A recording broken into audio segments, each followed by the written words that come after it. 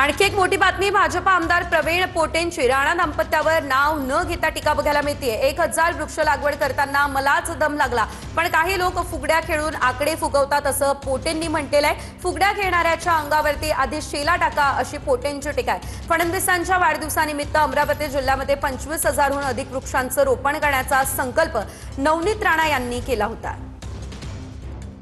मी 1000 वृक्षारोपण केले डॉक्टर साहेब, पण काही लोकांनी ते एवढे आकडे सांगितले की माहितीने 1000 वृक्षारोपण लागा नाकातून दम आला।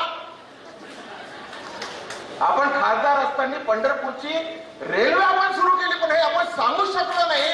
ज्यांनी केली नाही त्यांनी त्याचा उधो केला। इकडे येत असताना मला एका जणाने हे टाकायचा प्रयत्न केला, शेला भारतीय जनता पार्टी। मी म्हटलं यार शेला तर माझ्या रक्तातच आहे, मी तर भारतीय जनता पार्टीतच माझ्या रक्त आहे। जे नवीन येऊन राहिले ते फुगड्या करून राहिले त्याला भले टाका लागत शेला।